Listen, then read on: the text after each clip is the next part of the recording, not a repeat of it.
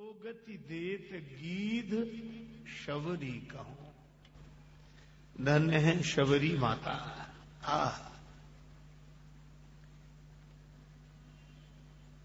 एक बार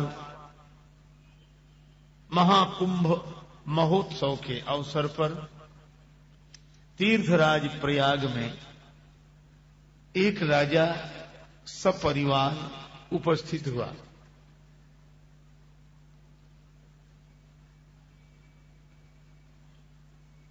राजा की शान के अनुरूप शिविर लगाया गया।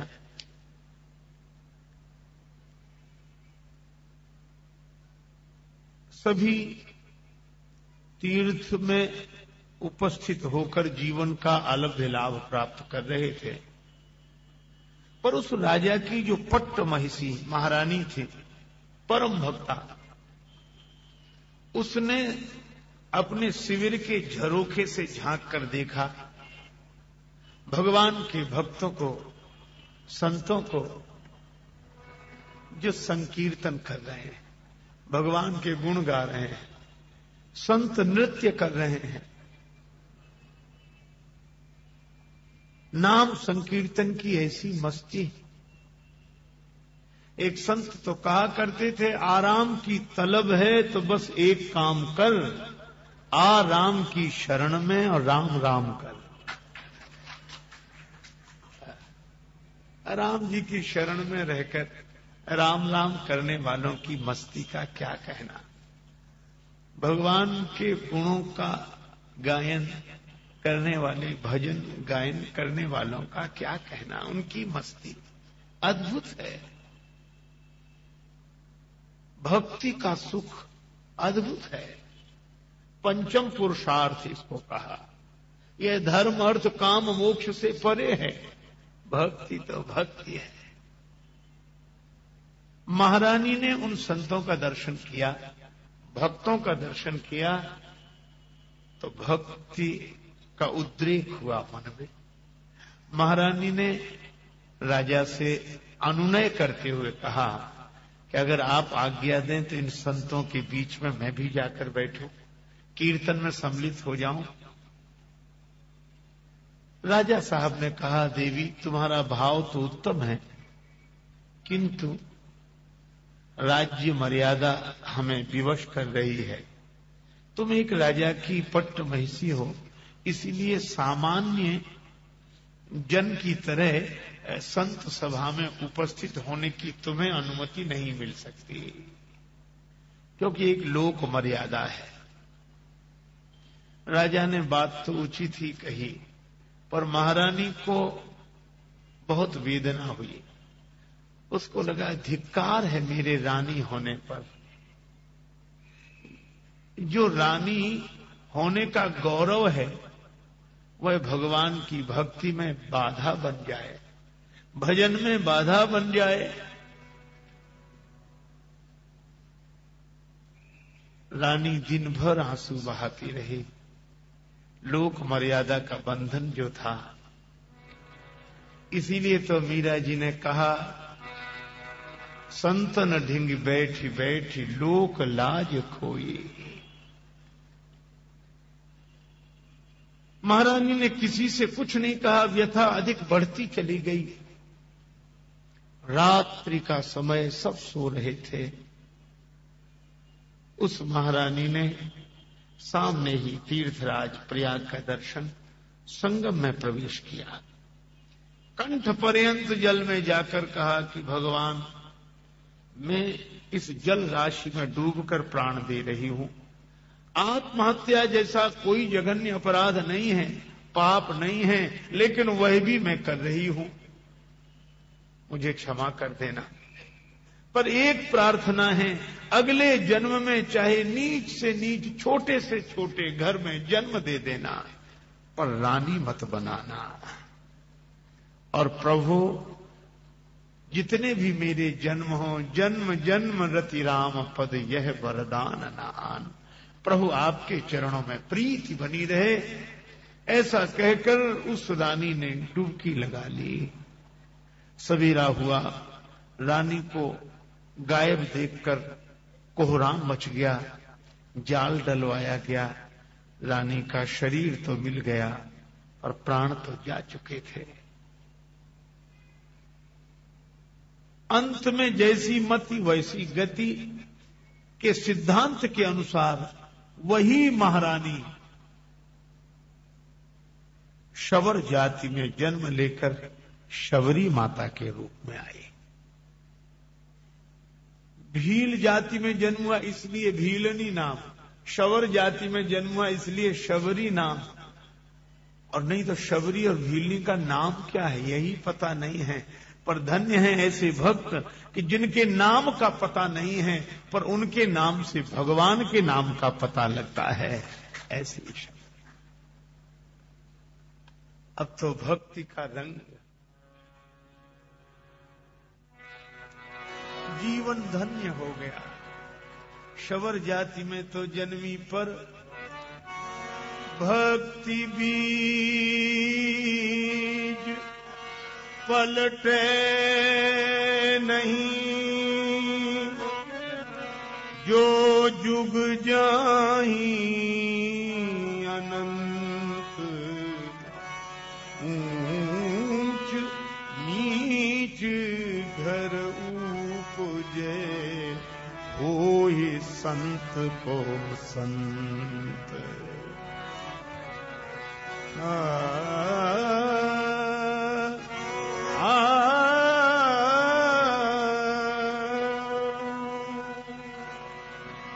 अब बचपन से ही भगवान का अनुराग, भव से विराग,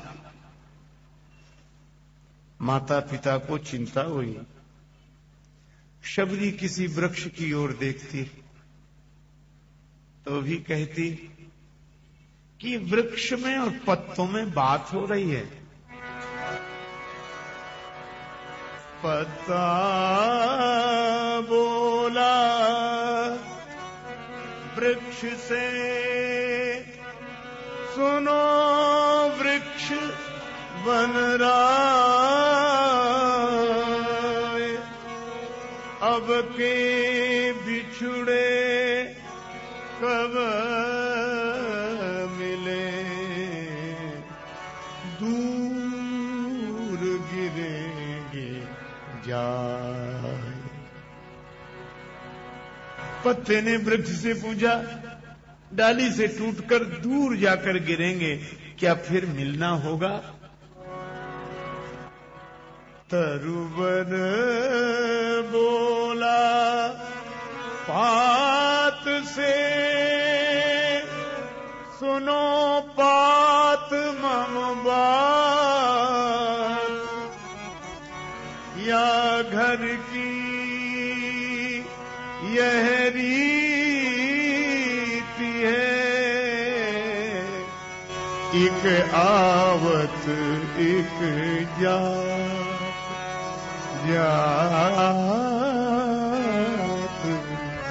जात। वृक्ष और पत्तों से भी वैराग्य का संदेश शबरी को मिल जाता। खिलते हुए फूल देखती, आज खिले कल झुक चले, परसों मिली गे धूल, देखी दशायों फूल की, फिर क्यों फूलत फूल। मां ने पिता से शिकायत की कि बेटी को पता नहीं क्या हो गया, यह दिन भर ऐसी बात करती है। पिता ने कहा एक उपाय, क्या? विवाह कर दो, विवाह से संसार में मन लग जाए।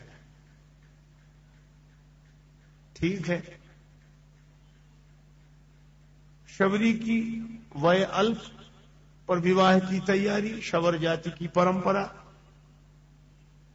तुरंत ही किसी वर की व्यवस्था की गई, तिथि तय हो गई, जंगल के पशु पक्षियों को एकत्रित करके एक कमरे में बंद कर दिया गया।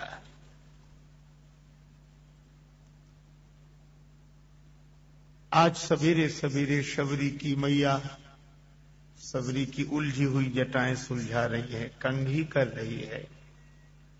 मां, क्या बात है, आज तुम्हें यह क्या सूझी जो मुझे स्नान करा रही हो, नवीन वस्त्र धारण करा रही हो, उलझे हुए बाल सुलझा रही हो? बेटी, तुम्हारा विवाह है आज शाम को।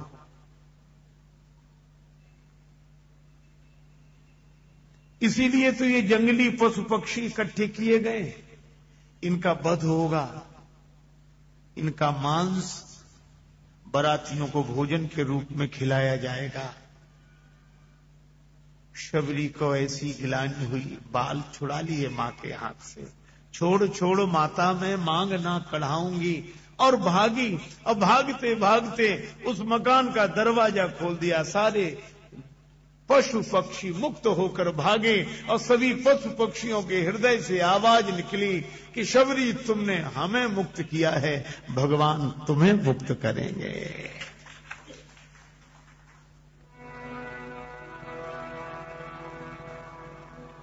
शबरी घर छोड़कर भाग आई। महात्माओं के आश्रम में आश्रय चाहा।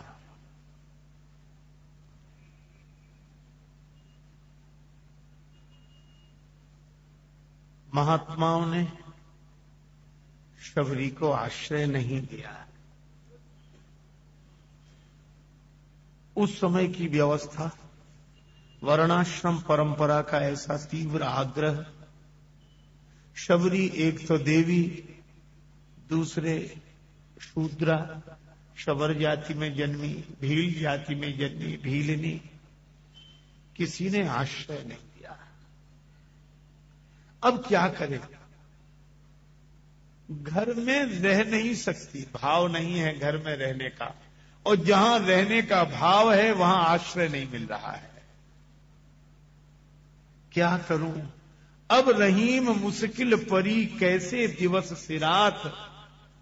मीन वियोग न सही सके, नीर न पूछे बात। क्या करे? एक वृक्ष के नीचे दिन भर बैठी रोती रही शबरी माता। क्या करूं? क्या करूं? भगवान की इच्छा से प्रेरणा हुई। सेवा तो कर सकती हो, पर सेवा, वे तो मुझे प्रवेश तक नहीं करने देते आश्रम में, तो मेरी सेवा कैसे स्वीकार करें? एक काम करो, सेवक न दिखे, सेवा दिखे, वही तो सच्ची सेवा है। शबरी ने निश्चय कर लिया कि दिन भर तो वृक्ष के नीचे बैठूंगी, जंगल में कहीं, और रात्रि में जब सब सो जाएंगे तब आश्रम में झाड़ू लगाऊंगी। एक पास में ही आश्रम था, उस आश्रम को चुन लिया। रात्रि के समय शबरी झाड़ू लगाती। भगवान, जैसे मैं इस भूमि को साफ कर रही हूं, आप मेरे मन को निर्मल बना दो, मुझे अपना लो करुणा निधान प्रभु। आंसू बहाती, झाड़ू लगाती। सवेरे समिधा की आवश्यकता पड़ेगी यज्ञ के लिए, रात्रि में ही लकड़ी की व्यवस्था कर देती, जलपात्र भरकर रख देती। सवेरे महात्मा जगते, ब्रह्मचारी जागते, सेवा दिखाई पड़ती है, सेवक नहीं दिखाई पड़ता। ऐसा भी युग था जब सेवा दिखती थी, सेवक नहीं दिखता था। अब तो सेवक दिखते हैं, सेवा नहीं दिखती है।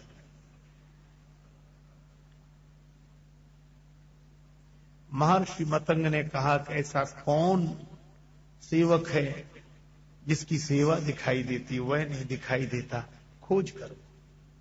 ब्रह्मचारी रात रात भर जागते, पर शबरी इस तरह से सेवा करके जाती कि पकड़ में ना आती। पर एक दिन लकड़ी का गट्ठर नीचे पटक कर भागते हुए शबरी मां का हाथ एक ब्रह्मचारी ने पकड़ लिया।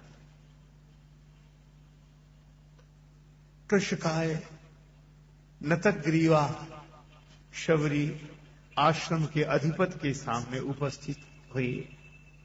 अपराधी की तरह थर थर कांप रही थी और उस आश्रम बेटी, तुम कौन हो और ये सेवा क्यों करती हो? अब तो सबरी के आंसू बहने लगे। अपनी व्यथा सुनाई। महाराज, घर में रहने का मानस नहीं है।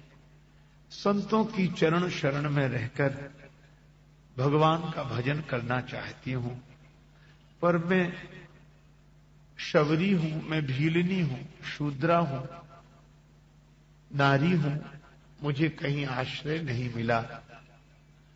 तो मैंने सोचा कि सेवा ही कर लूं। छिपकर करती थी, मुझसे अपराध हो गया, मुझे क्षमा करें। आप जो दंड दें वह मैं स्वीकार करूंगी, पर मेरे इस अक्षम्य अपराध को क्षमा करें। महर्षि मतंग की आंखों से आंसू बरसने लगे। महर्षि ने कहा कि बेटी, आज से तुम इसी आश्रम में यहीं रहोगे। सबरी जी बोली, नहीं नहीं महाराज, आप मेरे कारण यह संकट मोल न लें। यह आपकी परंपरा के जो लोग हैं वो आपका विरोध करेंगे, बहुत विरोध करेंगे, आपको भी मुश्किल हो जाएगी। तो मेरे कारण यह आप इतना संकट न उठाएं। महर्षि ने गदगद होते हुए कहा, बेटी, पहली बात तो मैंने तुम्हें बेटी कहा है, और बेटी पिता के घर में रहे तो कोई हर्ज नहीं, तुम रहो। और रही दूसरी बात, मेरा विरोध करेंगे लोग, तो तुम चिंता मत करो, मेरा नाम मतंग है। अब मतंग हाथी को कहते हैं। हाथी के पीछे कितने भौंकने वाले पड़ते हैं, पर हाथी की मस्ती भरी चाल में कोई अंतर नहीं आया। हाथी भौंकने वालों की परवाह करता ही नहीं है।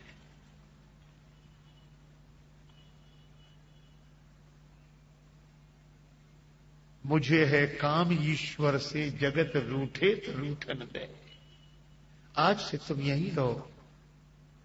शबरी को एक कुटिया बता दी गई। बेटी, तुम्हें कोई काम करने की आवश्यकता नहीं। तो फिर मैं क्या करूंगी? महर्षि बोले, तुम राम राम राम राम किया करो। राम जप राम जप बावरे। राम जप राम जप बावरे। राम जप बावरे। घोर भवनीर निधि नाम निज नावरे। राम जप बावरे। राम जप बावरे।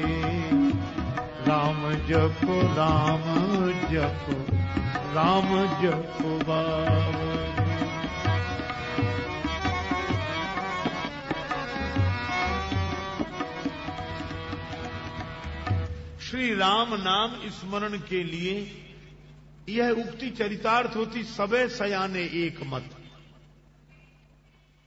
श्री राम जी के जो भक्त हैं वे राम नाम की बात तो कहते ही हैं, पर जो राम जी के भक्त के रूप में प्रसिद्ध नहीं है, कृष्ण भक्त, भगवान श्री कृष्ण के भक्त हैं, वे भी, सूरदास जी भी कहते हैं, जो तू राम नाम चित धर, जो तू राम नाम चित धर, पछिलो जन्म आगिलो तेरो, धो जन्म सुधर तो तू राम नाम चित धर। तू राम नाम चित धर तो। सूरदास जी, मीराबाई, राम नाम रस पीजे मनुआ, राम नाम रस पीजे मनुआ, राम नाम रस पीजे।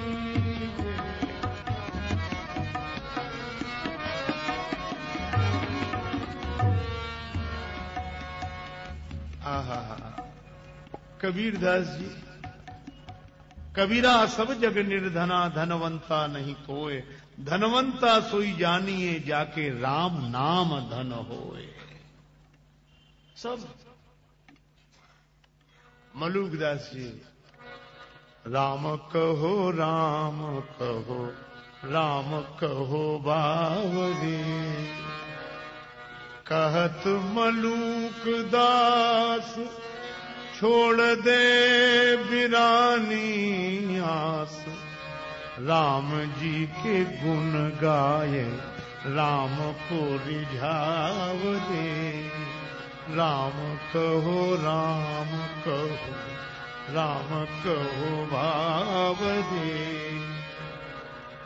महर्षि मतंग ने भी कहा, बेटी तुम राम राम रटो। ऐसा अद्भुत नाम है, उल्टा भी कहो तो सीधा हो जाए। राम बिहाय मरा जपते, बिगड़ी सुधरी कभी कोकिल हूं की। राम, बस शबरी तो सोते जागते उठते बैठते राम राम श्री राम राम। दिन बड़े अच्छे बीतने लगे, पर महर्षि मतंग के जीवन का अंतिम क्षण आया। महर्षि मतंग प्राणायाम के परायण होकर देह त्याग करने को तत्पर हुए। ब्रह्मचारी सब उपस्थित हो गए, सबकी आंखों में आंसू। शबरी को पता लगा, दौड़ी दौड़ी आई। वह जानती भी नहीं थी कि यह क्या हो रहा है। पिताजी आप कहां जा रहे हैं? महर्षि बोले, बेटी वहीं जहां एक दिन सबको जाना होता है।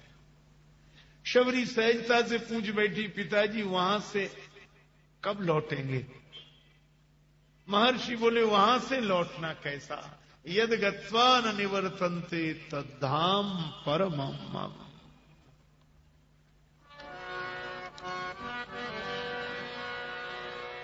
दृढ़ भरोसा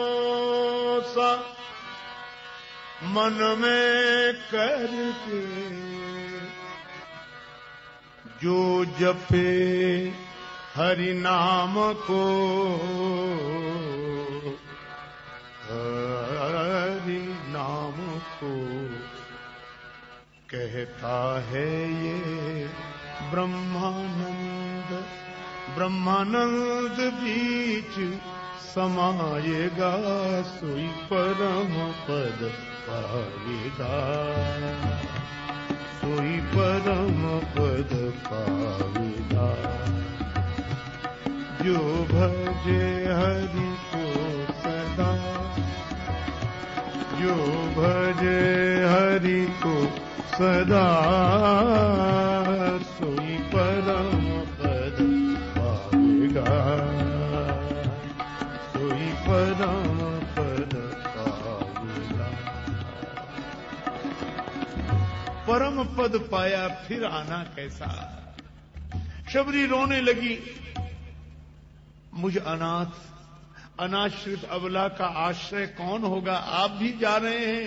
महर्षि मतंग ने कहा कि बेटी सबके आश्रय भगवान हैं, तुम भगवान के आश्रित रहो। शबरी रोते हुए पूछने लगी, पिताजी मैं भगवान को ढूंढने कहां जाऊंगी?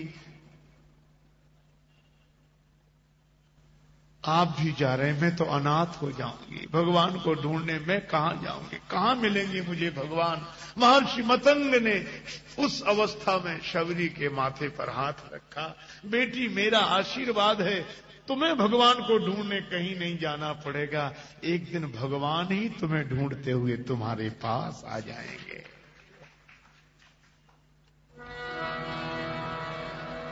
आहा, श्री बिंदु जी महाराज लिखते हैं, जो सांवले को सदा ढूंढता है, जो उस सांवले को सदा ढूंढता है, उसे एक दिन सांवला ढूंढता है।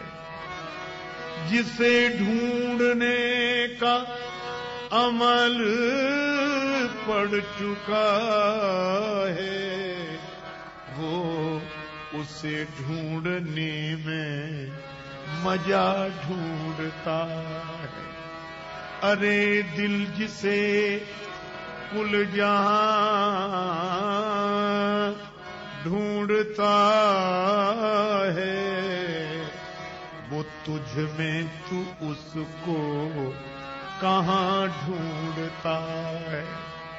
न पूछो पतित बिंदु क्या ढूंढता है, पतित बंधु जी का पता ढूंढता है। महर्षि ने कहा कि बेटी, भगवान तुम्हें ढूंढते हुए आएंगे, भगवान तुम्हारे घर आएंगे। महर्षि ने देह त्याग कर दिया, पर शबरी जी को तो गुरु वचन पर विश्वास है,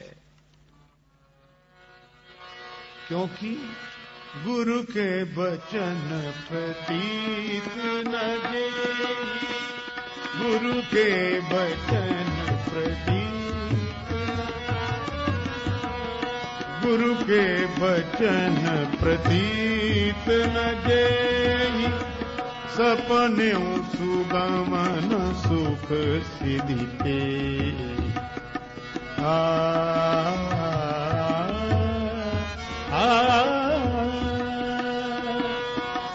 वचन प्रतीत न जेहि, वचन प्रतीत।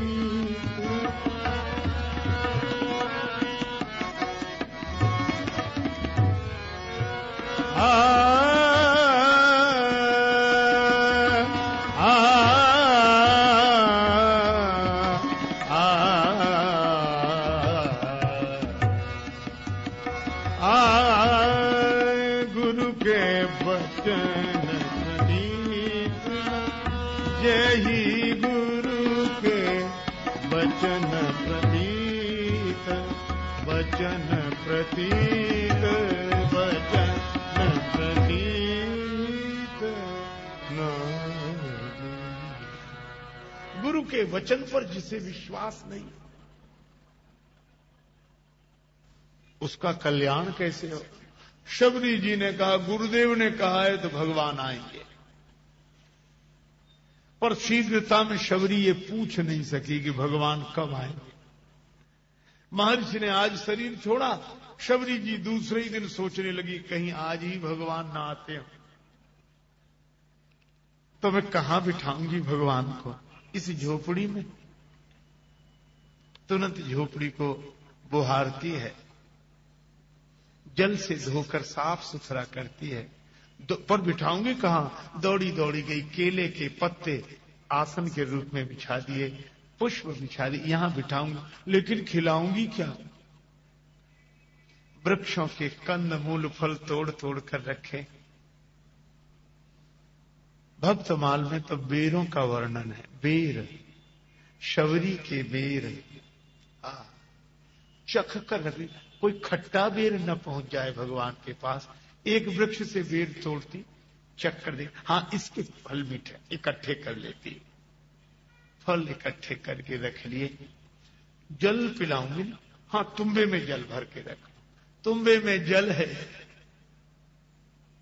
पत्ते के दोने में फल है, आसन पुष्पों के बिछे हुए हैं, पर वहां से यहां तक आएंगे, पुष्प बिछा दूं रास्ते में। पूरी व्यवस्था करने में दोपहर हो गई,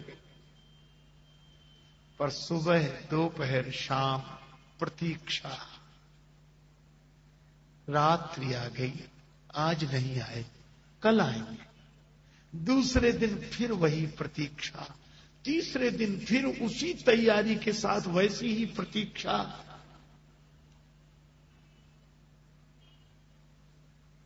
दिन बीते, महीने बीते, वर्ष बीतने लगे।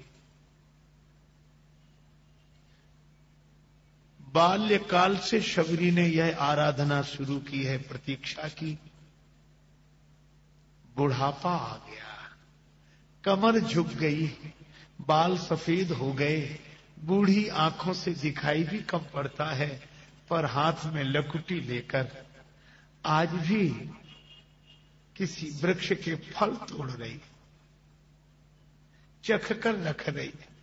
राम जी को मीठे मीठे फल, मीठे मीठे बेर खिलाऊंगी।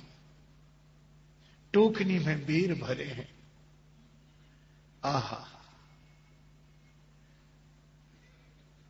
पत्तों और पुष्पों के आसन, दोने में फल, तुम्बे में जल और नेत्रों में प्रेम जल और प्रतीक्षा।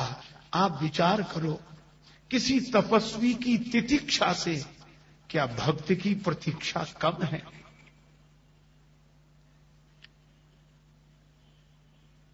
कभी भीतर जाकर बैठ जाते। गुरुजी ने कहा है कि भगवान तुम्हें ढूंढते हुए आएंगे, तो वो तो खुद ढूंढेंगे हमें, इसलिए भीतर ही बैठ जाऊं, क्या हद है। लेकिन भीतर बैठते ही लगता है कि भगवान द्वार पर हों और मुझे स्वागत में खड़े रहना चाहिए, यह तो ठीक नहीं है। फिर दरवाजे पर, दरवाजे से ही तो लेकर मैं भीतर आऊंगी, फिर द्वार पर खड़ी रही। नहीं नहीं, गुरुजी ने कहा तो भीतर ही बैठ जाती। यह कौन दिखात कुटी महानारी, इतय उत जाती है मोद भरी। छिन भीतर बाहर होत छिने, सुख सो नहीं बैठत एक घड़ी। यही के तन में कछु पीर भई, या वियोगिन मानस माहि जरी। अब जान परी रघुनाथ के प्रेम की, मूर्ति रूप यह शबरी। कभी भीतर, कभी बाहर, कभी बाहर आकर बैठ जाती है वृद्धा माता शबरी।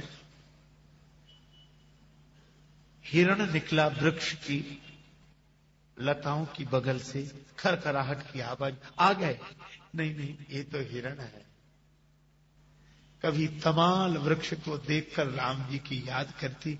गुरुजी ने ऐसे ही स्वरूप वाले राम जी बताए थे, आएंगे आएंगे, यदि नाथ का नाम दया निधि है तो दया भी करेंगे कभी न कभी। लेकिन कभी कभी प्रार्थना करती, प्रभु एक बात सुनो, प्राण हूं और तिहारे खिंचे, और अंत में तुम में जाय समय है। ये प्राण अगर छूट गए तो आप में ही समाएंगे, इसमें कोई संदेह नहीं। लेकिन एक तिहारे पधारे बिना, प्रिय या तनु के अनु जो बिल गई हैं। आपके आने के पहले अगर ये शरीर छूट गया तो दो कमियां रहेंगी, वो कभी पूरी नहीं होंगी। कौन सी? पानी अर्थात हाथ, हाथ ये पाए पखारन को, दृग देखन को तरसे रही गई हैं। ये हाथ चरण धोने के लिए और नेत्र दर्शन के लिए तरसते रह जाएंगे। मिल जाओ राम तरस रही आँखियां, मिल जाओ राम तरस रही आँखियां, मिल जाओ राम तरस रही आँखियां, मिल जाओ राम तरस रही आँखियां, मिल जाओ राम। राम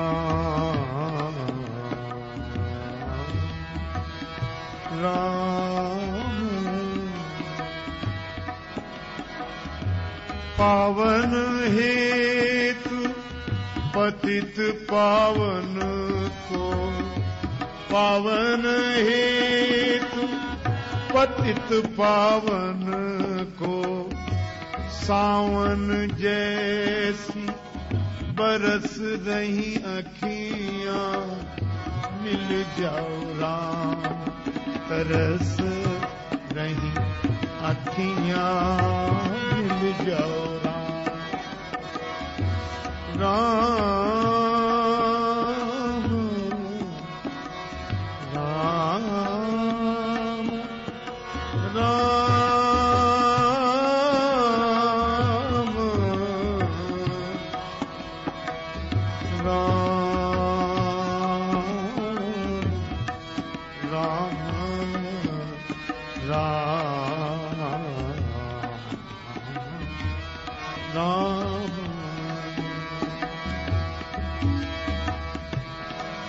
राम राम मिल जाओ राम तरस रही अखियां, मिल जाओ राम तरस रही अखियां, मिल जाओ राम।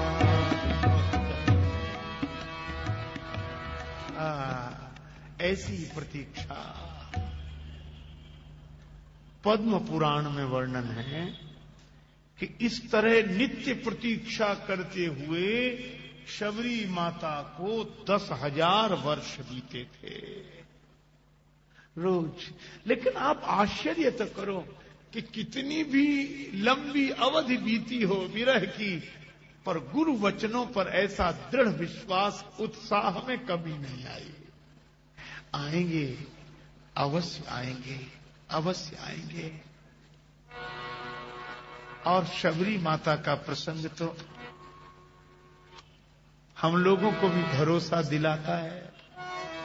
किस लिए आस छोड़े कभी ना कभी, क्षण विरह के मिलन में बदल जाएंगे।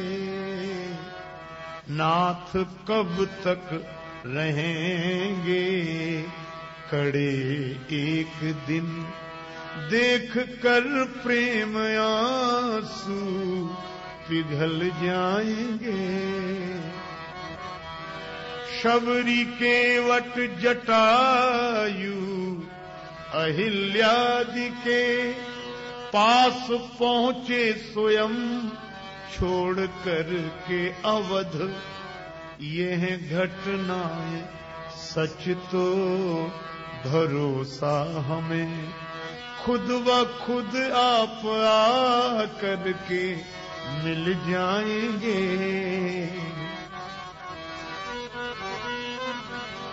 दर्श देने को रघुवर जी आएंगे जब, हम न मानेंगे अपनी चलाए बिना। जाने देंगे न वापिस किसी शर्त पर, बस कमल पद पकड़ कर मचल जाएंगे। फिर सुनाएंगे खोटी खरी आपको, और पूछेंगे देरी लगाई कहाँ। फिर निवेदन करेंगे न छोड़ो हमें, प्रभु की जूठन प्रसादी पा पल जाएंगे किसलिए। पर एक बात है, स्वप्न साकार होगा तभी राम जी, जन पे हो जाए थोड़ी कृपा आपकी। पूर्ण कर दो मनोरथ ये राजेश का, जाने कब प्राण तन से निकल जाएंगे। किस लिए छोड़े कभी ना कभी, मिल जाओ राम तरस रही अखियां। पर तुलसीदास जी गीतावली में लिखते हैं, सवेरे का समय सबरी माता सोकर जगी, सबरी सोए उठी, हरकत वाम बिलोचन बाहु,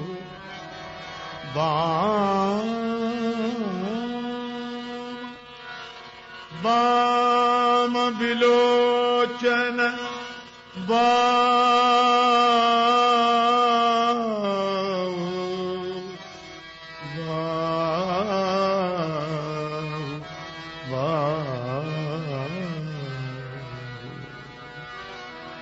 फरकत वाम विलोचन बाहु। आज बाईं भुजा फड़क रही है, बायां नेत्र फड़क रहा है, ये शुभ सगुन की सूचना है। फरकत भुज बाम लोचन, आई है का राजीव लोचन, राजीव लोचन। क्या आज भगवान आएंगे? ये शुभ सगुन भगवान के आने का है। तब तो मैं तैयारी कर लूं।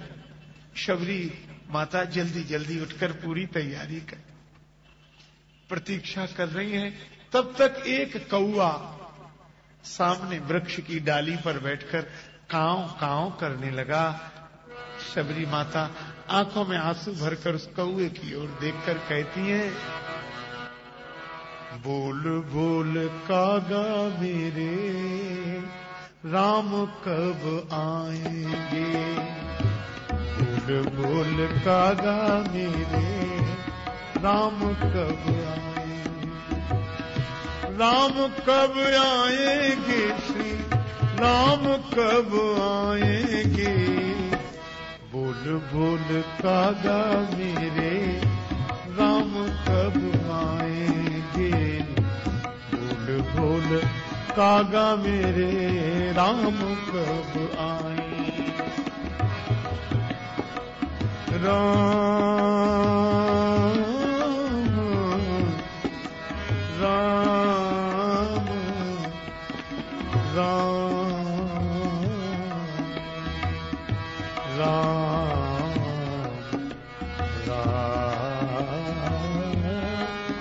राम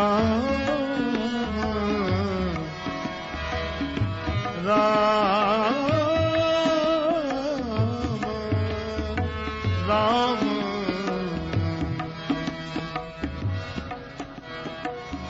राम कब आएंगे, आए नहीं सांवरे लगाई कहाँ देर रे, टोकनी में रखे मैंने चख चख के बेर रे, आए नहीं सांवरे लगाई कहाँ देर रे, दोने में रखे मैंने चख चख के बेर रे, होगा मन मगन जब राम मेरे खाएंगे, बोल बोल कागा मेरे राम कब आएंगे, बोल बोल कागा मेरे राम कब आएंगे। शबरी गरीबनी के भाग जग जाएंगे, राम कब आएंगे, राम कब आएंगे, राम कब आए। भक्त की बात तो भक्त जानता है, भगवत रसिक रसिक की बातें रसिक बिना को समझ सके ना।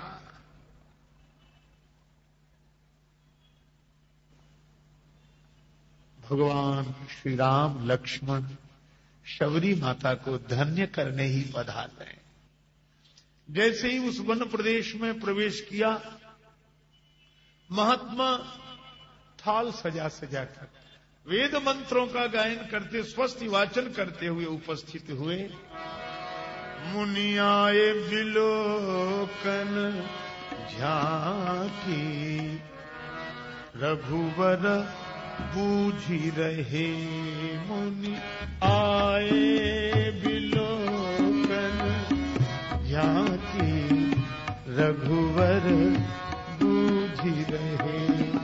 मुनि आए बिलोकन झांकी, रघुवर बूझी रहे।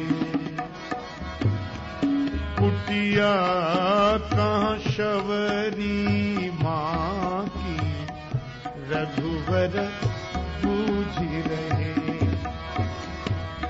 हरे राम कुटिया कहाँ शबरी माँ की, रघुवर बूझ रहे। मुनि आए बिलोकन झांकी, रघुवर बूझ रहे। मुनि आए। राम जी ने मुनि मंडली का दर्शन किया और मुनियों ने कहा, प्रभु हमारी इस स्वागत के साथ अभ्यर्थना स्वीकार करें, पधारें आश्रम पर। भगवान बोले, मैं अपनी मां के पास जाऊंगा। मेरी शबरी माता की कुटिया कहां है वह बता दो। महात्माओं का तो अभिमान टूट गया। उन्हें अपनी पवित्रता का बड़ा अभिमान था और भगवान तो अभिमान ही तोड़ने वाले हैं, गर्वहारी हैं। वो मां है आपकी, वो भीलनी, वो शबरी, वो पगली जो यहां, हाँ सामने उधर ही है कुटिया। राम जी लक्ष्मण जी उधर गए। अब शबरी ने दूर से देखा कि श्री राम और लक्ष्मण मुनियों से बातचीत कर रहे हैं। बस शबरी को लगा आ गए, लेकिन भगवान है, उनसे बड़ा कौन होगा और हमारे जैसा छोटा अछूत कौन होगा। वो इतनी दूर से ही दर्शन हो गया, यही बहुत है, हमारे पास नहीं आएंगे। वो गुरु जी की बात रखने के लिए दूर से ही दर्शन दे दिया, क्योंकि मुनियों से ही पूछकर आगे बढ़ जाएंगे। तो एक काम करो, क्या मार्ग दुखदाई में जीवन सुखदाई मिले, मैं खड़ी हो जाऊं पास जाकर? नहीं, मेरी ओर देखेंगे, निश्चरहीन करो मही की प्रतिज्ञा है, और मैं तो राक्षसी ही हूं, राक्षसी ही दिखती हूं।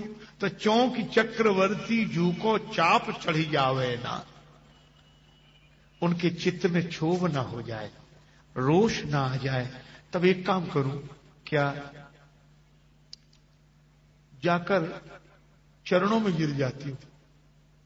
चरणों में गिरूं तो एक ही डर है, मेरी या मलिनता को मैल बढ़ जावे ना। मेरा मैल राम जी के कमल कोमल निर्मल चरणों पर न चढ़ जाए। नहीं नहीं, मैं दूर ही रहूंगी। अच्छा एक बात है, प्रणाम न करो, दूर खड़ी रहना। आहा, एक बात है, दूर भी खड़ी रहूं तो मेरी या कुरूपता की कोर गढ़ जावे ना। मैं जैसी कुरूपा देखी नहीं होगी, मन खिन्न हो जाएगा उनका। लेकिन तुम इतना ही सोचती रहोगी, तब तक तो वो चले जाएंगे। शबरी ने कहा, एक काम करती हूं, क्या मूंदरी मूंद दो हाथन इन नैनन को, राम कढ़ी आवे, राम रूप कढ़ी पावे ना। इन नेत्रों को ही बंद कर लें। राम जी भले ही चले जाएं, पर राम जी का रूप इन नेत्रों में बसा रहे।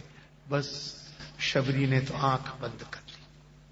शबरी मैया आंख मूंदे बैठी है, पर भगवान श्री राम और लक्ष्मण तो सामने आकर खड़े हो गए। राम जी के नेत्र सजल हो गए। बोले, लक्ष्मण, मैंने आने में देर की है ना, इसलिए शबरी माता ने नाराज होकर आंख बंद कर ली कि मैं तुम्हें देखने ही नहीं चाहती। भला इतनी देर की जाती है? यह राम जी कह रहे हैं श्री लक्ष्मण जी से, पर शबरी मैया सोच रही अब तो चले गए होंगे, देख लूं चले गए होंगे। आंख जैसे ही खोली वैसे ही शबरी देखी राम गृह आए, शबरी देखी राम गृह आए,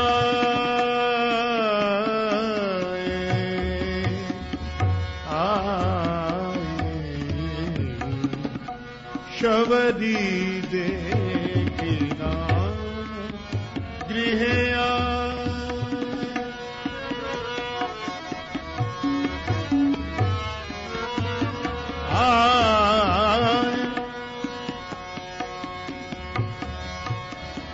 राम गृह आए। भगवंत को देखा, संत की याद आ गई।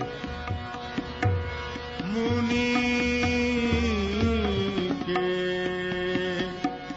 वचन समुझी जिय भाई,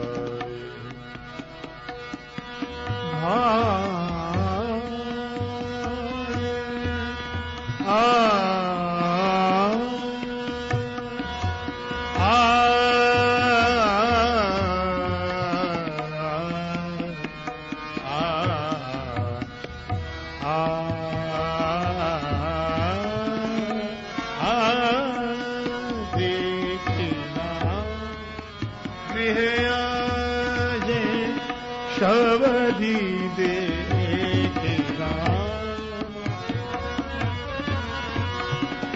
शबरी देखे राम, देखे राम, देखे राम।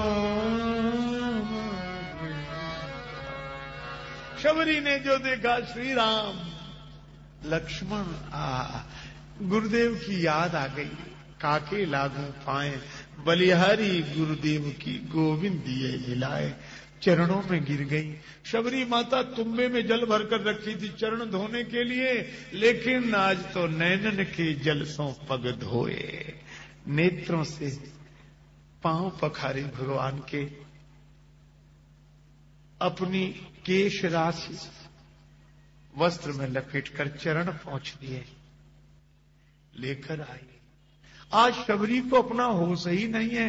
कण कण में तुझको ढूंढा, तेरा पता नहीं है, और तेरा पता मिला तो मेरा पता नहीं है। आसन पर बिठाया,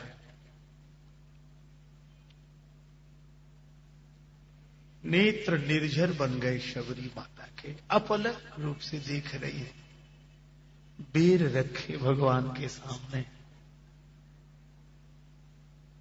भाई भगवान को बेर भीलनी के। ऐसे तो भगवान को रोज ही भोग लगाया जाता है, पर क्यों ये कहते कि भगवान खाते नहीं, भीलनी की तरह हम खिलाते नहीं। एक संत ने तो कहा कि भगवान दो ही जगह तृप्त हुए, कै शबरी कै विदुर घर, हरि जी में दो बार। एक तो शबरी के घर या विदुर के घर, भगवान तो दो ही जगह तृप्त हुए। शबरी माता से कहते हैं, बेर जनी लावो, बेर बेर जनी लावो। बेर माने देर, बेर माने बेर भी और देर भी। बेर जनी लावो, बेर बेर जनी लावो, बेर बेर जनी लावो, बेर लावो कहें बेर बेर। बार बार कहते हैं बेर, जबकि आयुर्वेद की मान्यता है धात्री फलम सदा पथ्यम कुपथ्यम बदरी फलम। आंवला सदा पथ्य है और बेर कुपथ्य है, पर भगवान की दृष्टि पथ्य कुपथ्य पर नहीं है, भगवान की दृष्टि तो भीलनी के भाव पर है।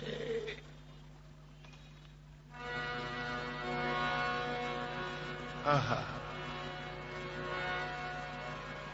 इतने प्रिय लगे भीलनी के बेर के भगवान कभी नहीं भूले।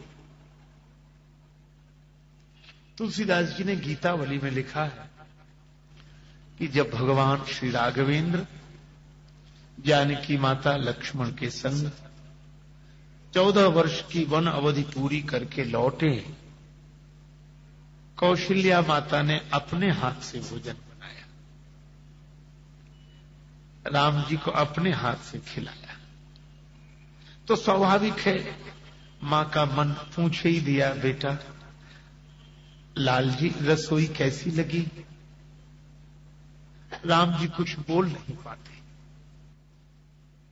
स्वयं जानकी माता ने सुंदर भोजन व्यंजन बनाकर अपने हाथ से परोसे प्रभु के सामने, तो भी स्वाद पूछने पर कोई उत्तर नहीं। गुरु माता अरुंधति जी ने आमंत्रित किया श्री राम और श्री जानकी जी को, भोजन कराया, पर वहां भी अरे और तो और जनकपुर से निमंत्रण हुआ। राम जी इतने वर्ष बाद अयोध्या लौटे, ससुराल गए, ससुराल का स्वागत वहां भी पूछा गया। तुलसीदास जी कहते हैं घर गुरु गृह है, प्रिय सदन सासुरें, भई जब जहां पहुंचाई। जहां जहां राम जी की मेहमानी हुई और जब पूछा गया कि लाल जी रसोई कैसी लगी, स्वादिष्ट है, तो राम जी ये कहते स्वाद तो है, लेकिन क्या? भई जब जहां पहुंचाई तब तह कही, शबरी के फलन की रुचि माधुरी न पाई। जानत प्रीत रीति न घुराई, नाते सब हाथे करी राखत, राम स्नेह सगाई। गोस्वामी जी तो लिखते हैं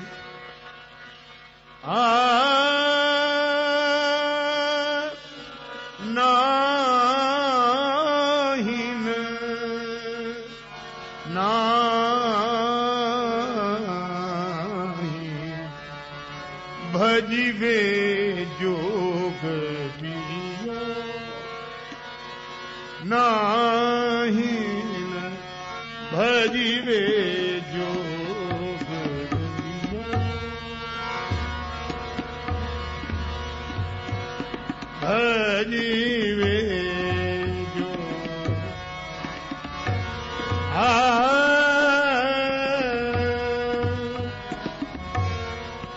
नाहिन भजिवे जोग जियो, नाहिन भजिवे जोग जियो। कौन देव शबरी के फल करी, भोजन सलिल कियो, नाहिन भजिवे जोग जियो, नाहिन भजिवे जोग जियो। नमस्ते दोस्तों, तरुण मंथन में आपका स्वागत है। इस YouTube चैनल पर हम सद्गुरु के शिक्षाप्रद संदेशों को अनमोल ज्ञान के साथ साझा करते हैं। इस सफर में हमारे साथ जुड़ने के लिए जरूर सब्सक्राइब करें और हमारे वीडियो को लाइक और शेयर करें। धन्यवाद।